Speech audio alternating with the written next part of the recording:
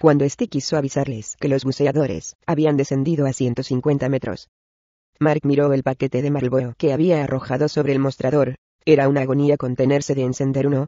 Por desgracia había entrado en vigor una nueva prohibición de fumar en las zonas comunes del barco, y el capitán Jameson era muy rígido en cuanto a las normas y regulaciones. Mark apartó la vista del tabaco con cierta dificultad, y examinó el interior de la cabina. Todos los presentes parecían tranquilos, lo cual solo servía para aumentar su tensión.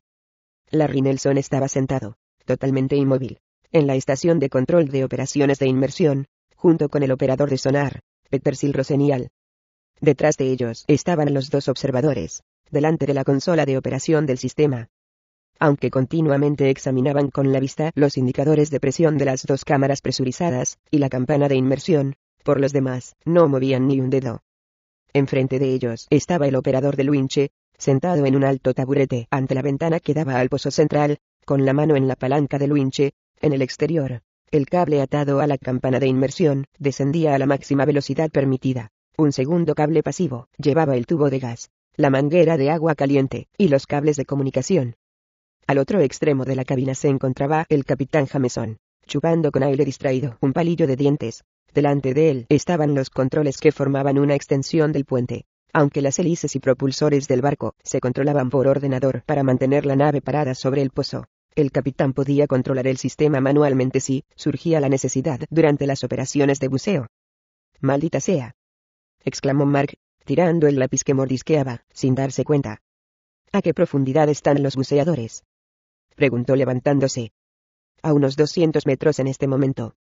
«Intenta comunicar otra vez con el Oceanus», ordenó a Larry. Mark se puso a pasear de un lado a otro. Tenía un mal presentimiento, que cada vez iba a peor. Se daba de cabezazos por haber animado a Perry Bergman a bajar en el sumergible. Conociendo el interés de la doctora Newell por el monte submarino, y su deseo de realizar inmersiones de exploración, le preocupaba que Suzanne hubiera querido impresionar al presidente para lograr su deseo.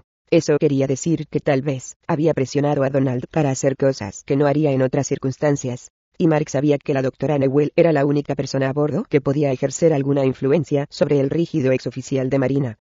Mark se estremeció. Si el Oceanus quedaba atrapado en una fisura al descender para examinar algún rasgo geológico, sería un desastre de primera magnitud.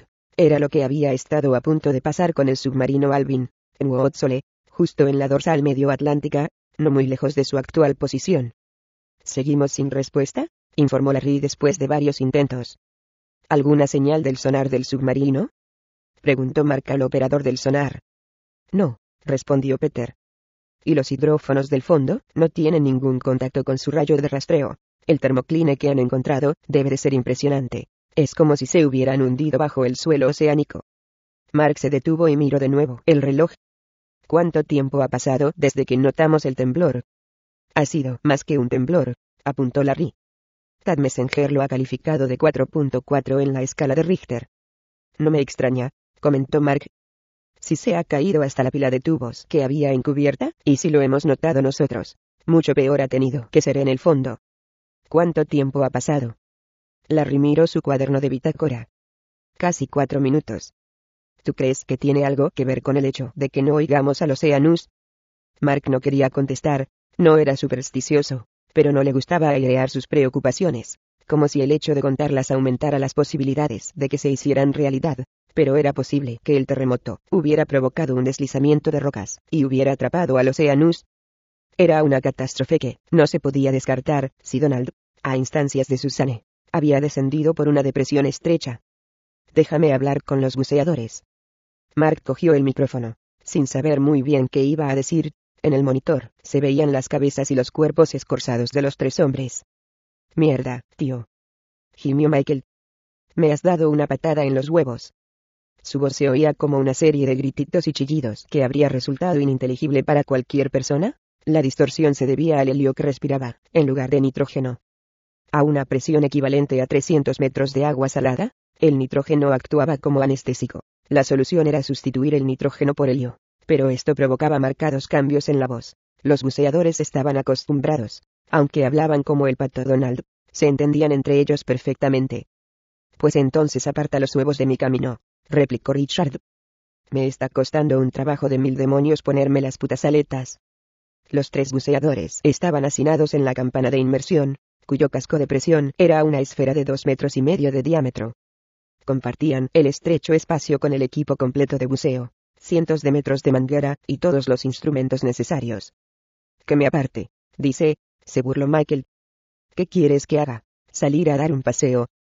De pronto se encendió con un chasquido el altavoz montado en la parte superior de la esfera, junto con una minúscula cámara de vídeo con una lente de ojo de pez. Aunque los buceadores se sabían constantemente observados, eran del todo indiferentes a ello. Necesito un momento de atención, ordenó Mark su voz, en contraste con la de los buceadores. Sonaba relativamente normal. Aquí el comandante de operaciones. Mierda, se quejó Richard, mirando la aleta que le estaba dando tantos problemas. No me extraña que no me la pudiera meter. ¿Cómo que no es la mía? ¿Es tuya, Don Naguet? Richard golpeó a Michael con la aleta en la cabeza. Michael se molestó, pero solo porque el golpe le había tirado su adorada gorra de los Red Sox, que aterrizó sobre la escotilla cerrada. Que nadie se mueva, exclamó. Más sola, cógeme la gorra. No quiero que se moje. Michael ya estaba totalmente equipado para salir, con el traje de neopreno, el chaleco de control de flotación y los plomos. Era imposible inclinarse para recoger la gorra.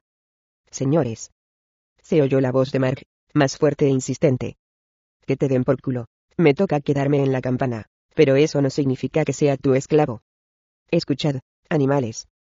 Se oyó el grito de Larry en el altavoz. La voz resonó en la atestada esfera casi a punto de hacerles daño en los tímpanos. El señor Davidson quiere hablar con vosotros. Así que silencio. Richard tiró las aletas a Michael y miró hacia la cámara. Vale. Escuchamos. Esperad un momento, dijo Larry. No nos habíamos dado cuenta de que el filtro de helio no estaba en línea. Mientras pásame las aletas, pidió Richard a Michael. ¿Quieres decir que las que yo llevo puestas no son mías? Tú dirás. Se burló Richard. Puesto que tienes las tuyas en las manos, no puedes tenerlas también en los pies, gilipollas. Michael se agachó torpemente para quitarse las aletas. Richard se las arrebató con gesto desdeñoso. A continuación, los dos intentaron ponerse cada uno las suyas, chocando el uno con el otro. Muy bien, se oyó por fin la voz de Larry. Estamos en línea con el filtro. Así que dejad de hacer el idiota y escuchad, aquí está el señor Davidson. Los buceadores no se molestaron en alzar la vista, se apretaron contra los lados de la campana con expresión aburrida. No conseguimos captar señales del Oceanus por radio ni con el sonar, anunció Mark. Queremos que establezcáis contacto visual con ellos. Si no veis el submarino al llegar al pozo, avisadnos, y os daremos nuevas instrucciones. ¿Entendido? Entendido, contestó Richard. Podemos prepararnos ya para salir. Afirmativo. Richard y Michael, logrando un ápice de libertad de movimientos, terminaron de ponerse las aletas. Michael intentó incluso coger su gorra mientras Richard se ponía el chaleco de flotación y el cinturón de plomos, pero estaba fuera de su alcance, como se temía. Conecto las luces exteriores, informó Larry. Los otros dos se volvieron lo suficiente para mirar por los dos pequeños ojos de buey. Louis estaba demasiado ocupado para mirar por la ventana. Veo el fondo, comentó Richard. Yo también. Colgada de un único cable principal, la campana rotaba lentamente hacia un lado y otro, permitiendo a los buceadores una vista de 360 grados, aunque la rotación estaba limitada por las líneas de mantenimiento de vida. Cuando por fin se detuvo sobre la marca a 300 metros, la rotación cesó. Puesto que se encontraban 14 metros sobre la superficie de la roca en una de las secciones más altas de la cima del monte, la vista era bastante amplia, restringida solamente al oeste por un risco de roca que desde allí parecía una serie de columnas conectadas. Pero la formación estaba en la periferia de la esfera de luz. ¿Ves el submarino?, preguntó Richard. No, respondió Michael. Pero veo las herramientas junto al pozo. Las han dejado todas muy ordenaditas. Richard se volvió hacia la cámara de video. No vemos el Oceanus, pero ha estado aquí.